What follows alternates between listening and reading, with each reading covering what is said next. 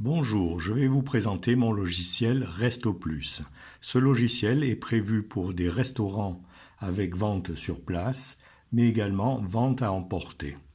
Dans un premier temps, vous avez le front office dans lequel vous avez les différentes options, ainsi que le plan de table qui s'affiche en plein milieu.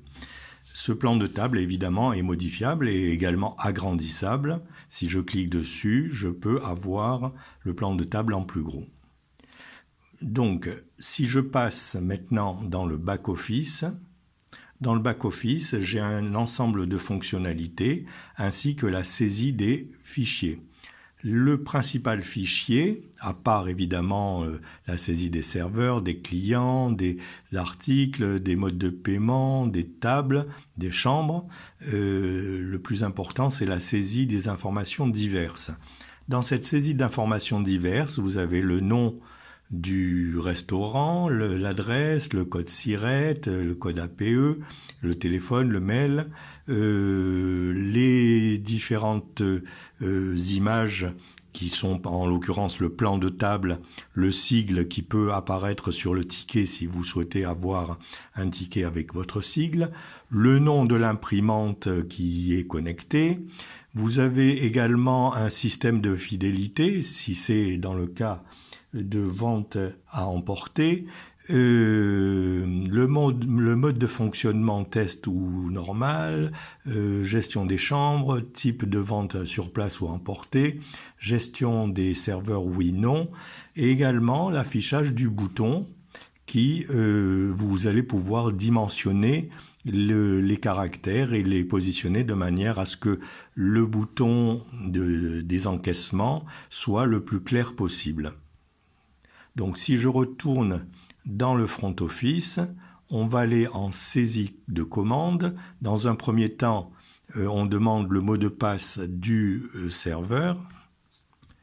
Là s'affiche la liste des commandes qui sont en cours. Ça veut dire que là, le serveur n'a pas de commande en cours. Je vais faire ajout.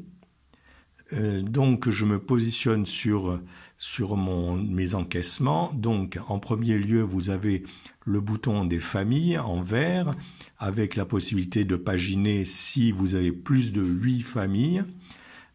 Ensuite vous avez 16 boutons jaunes pour les différents articles. Si dans une famille vous avez plus de 16 articles, vous avez également la possibilité de paginer. Donc là, je vais cliquer sur certains articles. Je peux changer de famille également. Voilà. Je dois indiquer le nombre de couverts, par exemple 2 couverts, le numéro de la table, je vais dire la table 3. Et ensuite, je vais faire édition du ticket.